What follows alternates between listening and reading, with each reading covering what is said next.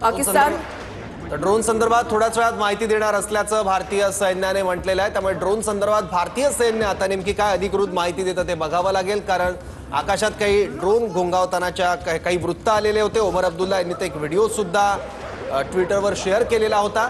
तर आता पाकिस्तानला चीनने पाठिंबा दिलेला आहे। चीनचा हा एक मोठा खोडसाळपणा, आम्ही पाकिस्तानच्या बाजूने खंबीरपणे उभं असल्याचं चीनच्या परराष्ट्र मंत्रालयाने म्हटलेलं आहे। चीनकडूनच पाकिस्तानला आर्थिक रसद पुरवली जाते, शस्त्रास्त्र पुरवले जातात, हे वेळोवेळी सिद्ध झालेले आहे। आता सुद्धा पाकिस्तानकडून जे ड्रोन मारे केले जात आहेत ते ड्रोन जे आहेत ते तुर्कीकडून पुरवण्यात आलेले आहेत। काही देशांनी पाकिस्तानला पाठिंबा दिलेला आहे, मात्र आपलं भारतीय सैन्य, आपलं एअर डिफेन्स सिस्टीम या ड्रोन्सना, मिसाईल्सना अगदी सडेतोड उत्तर देते, चोख उत्तर देते आणि काही क्षणामध्येच हे ड्रोन्स आणि मिसाईल्स जे आहेत ते हाणून पाडले जात आहेत। असीम मुनीरने युद्धविरामाला विरोध केलेला आहे अशी सूत्रांची माहिती आहे। पाकिस्तानी सेना आणि सरकारमध्ये मतभेद असल्याचं आता समोर येतंय अशी सूत्रांची माहिती आहे। पाकिस्तानचं सैन्य हे सरकारचं ऐकत नाहीये। केंद्रीय गृहसचिव आणि गुप्तचर यंत्रणेच्या अधिकाऱ्यांची जी आहे ती सध्या बैठक सुरू झाली आहे। आपल्याकडची बातमी, राज्यांच्या मुख्य सचिवांशी VC द्वारे आता चर्चा सुरू झाली आहे। भारत पाकिस्तान तणावाच्या पार्श्वभूमीवर या चर्चेला विशेष महत्त्व आहे। पाकिस्ताननं युद्धविरामाचं उल्लंघन केलं, केंद्र सरकारनं हे मत जे आहे ते व्यक्त केलेलं आहे। केंद्रीय गृहसचिव आणि गुप्तचर यंत्रणेच्या अधिकाऱ्यांची बैठक जी आहे ती सध्या सुरू झाली आहे।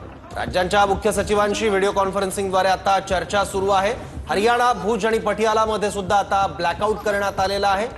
हरियाणा, पटियालामध्ये ब्लॅकआउट करण्यात आलाय, त्याचबरोबर भुजमध्ये सुद्धा ब्लॅकआउट करण्यात आलेला आहे। भुजमध्ये एअर बेस आहे भारतीय वायुदलाचा। हरियाणा, भुज आणि पटियालामध्ये ब्लॅकआउट करण्यात आलेला आहे। जम्मू, त्याच्यानंतर पंजाब आणि राजस्थानमधल्या काही भागांमध्ये ज्यावेळेला ड्रोन दिसलेले होते त्यावेळेला ब्लॅकआउट करण्यात आलं, सायरन वाजवण्यात आलं। मात्र या संदर्भात, या ड्रोनच्या संदर्भात थोड्याच वेळात भारतीय सैन्याकडून माहिती दिली जाणार आहे असं देखील कळतंय। भारत पाकिस्तान तणावावर चीनची प्रतिक्रिया, त्याच्यानंतर हरियाणा, भुज, पटियालामध्ये ब्लॅकआउट केले जात आहे। आपली एअर डिफेन्स सिस्टीम ही सक्षम आहे, सक्रिय आहे। प्रत्येक हल्ल्याला, प्रत्येक ड्रोनच्या हल्ल्याला चोख उत्तर दिलं जात आहे। आज परराष्ट्र मंत्रालयाच्या 2 पत्रकार परिषदा झाल्या। संध्याकाळच्या वेळेला ज्यावेळेला युद्धविराम जाहीर झालं त्याच्यानंतर परराष्ट्र मंत्रालयाची पत्रकार परिषद ही अत्यंत महत्त्वाची होती। पाकिस्तानकडून कांगावे केले जात आहेत, पाकिस्तानकडून चुकीची माहिती प्रसारित केली जाते।